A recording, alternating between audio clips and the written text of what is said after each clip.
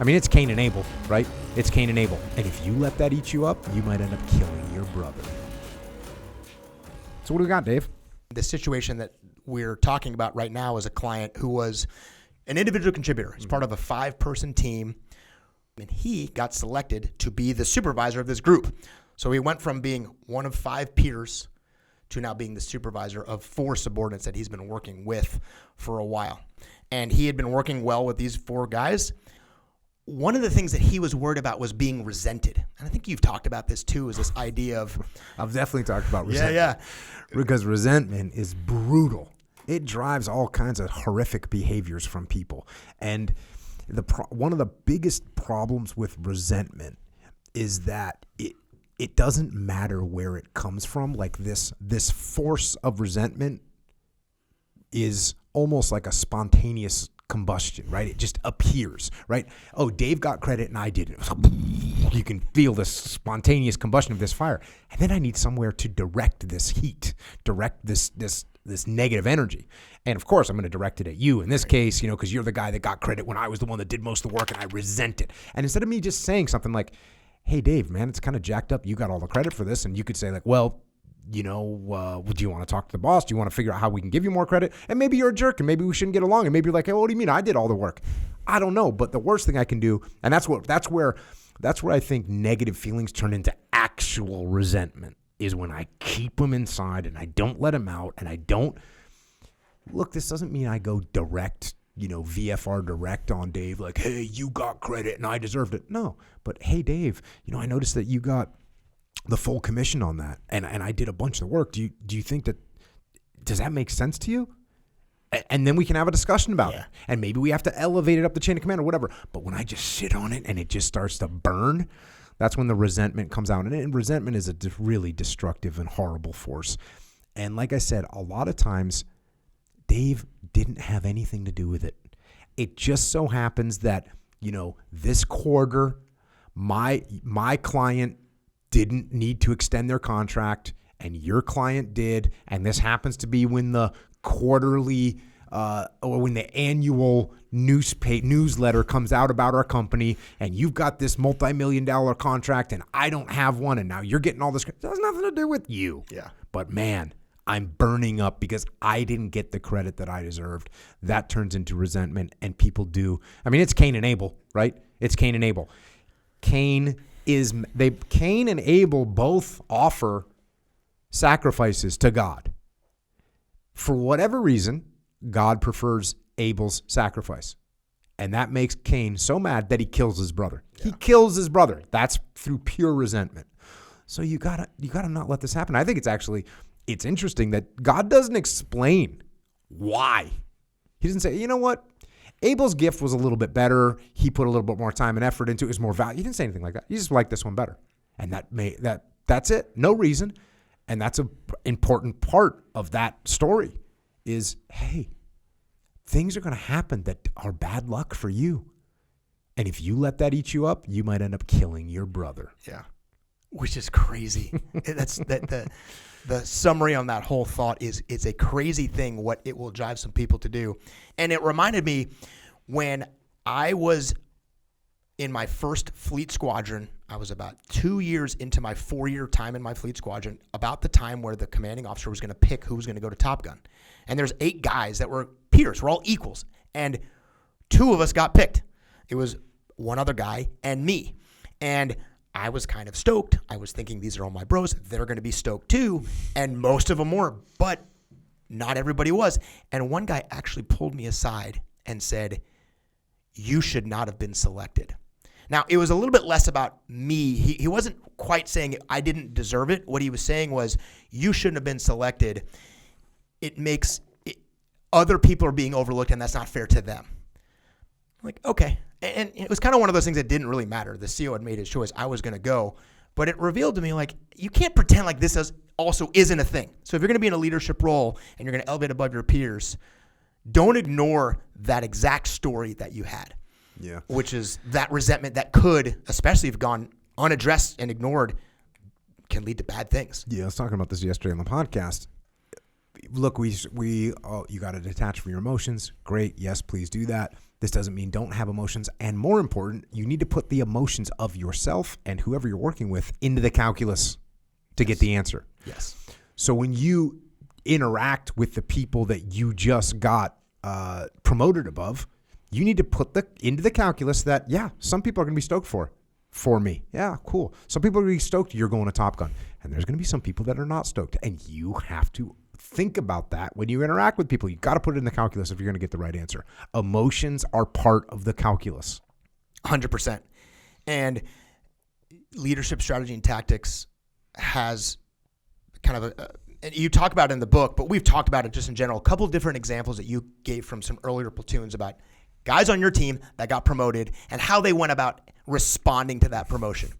And you kind of had two contrasting examples. And of course, there's a whole myriad of examples, but the contrast you gave was the one guy who was like, well, I guess I'm in charge and whatever. And really kind of, he sort of downplays it and diminishes it with, I think, the intent of, hey, I'm still one of the guys. I'm still part of the team.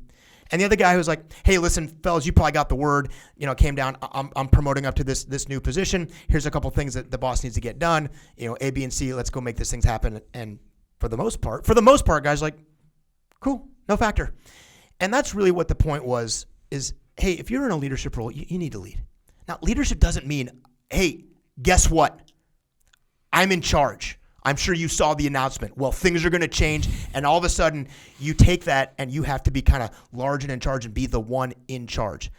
But I thought you described it really well, which is the best thing you can do is just do that job, fill that role, and be in the position where you might have a couple people that resent you. Maybe a couple people kind of feel like maybe they got overlooked, and maybe they should have been the ones to do it, and they're going to have some extra scrutiny.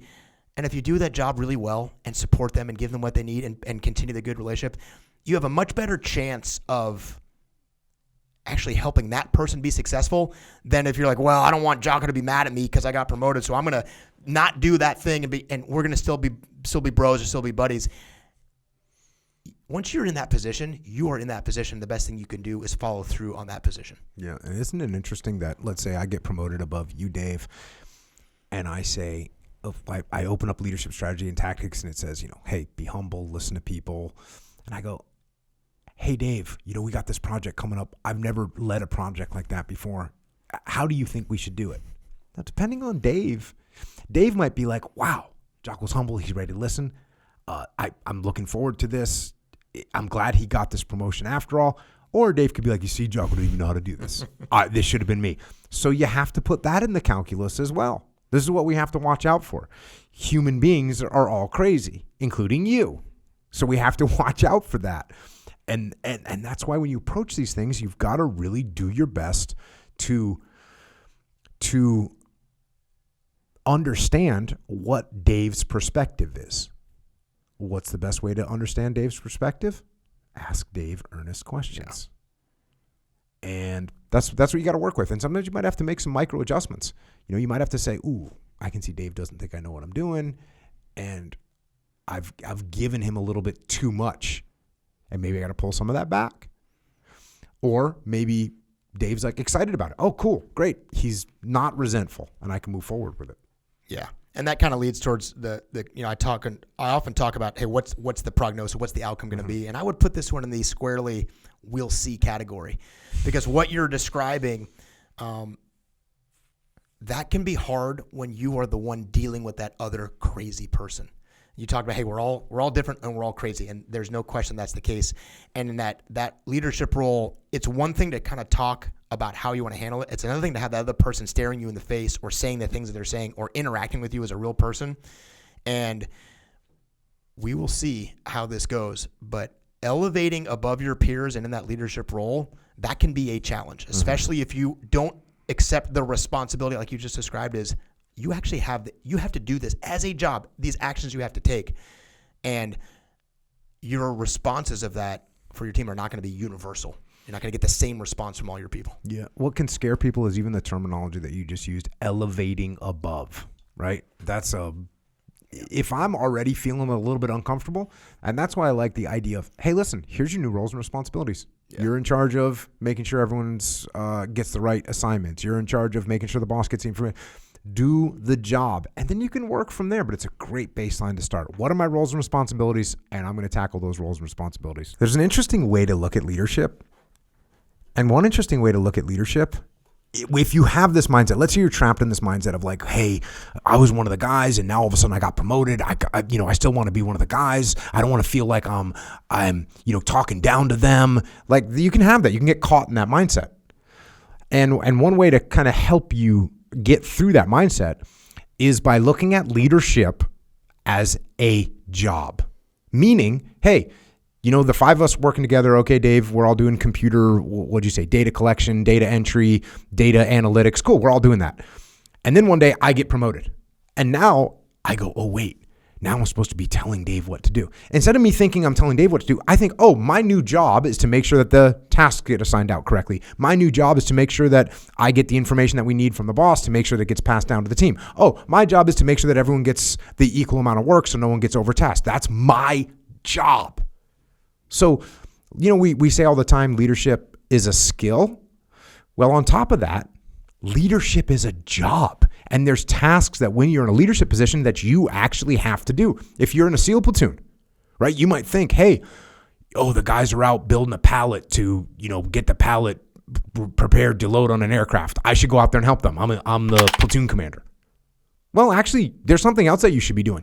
You should be setting up to make sure that the aircraft is on time. You should be making sure that the guys are getting their per diem for the trip. Whatever it is you're going to be, you have a job that you need to do. Now, does this mean you can never go out and get your hands dirty? No, obviously it doesn't mean that. But you do have a job when you're in a leadership position. Everyone has roles and responsibilities. So your roles and responsibilities have changed. Doesn't mean you're barking orders at people. It means you have a job and you need to get it done. So no matter what you're doing, you're in a leadership position. Come and check it out, extremeownership.com. Check out the academy if you want our help inside your organization.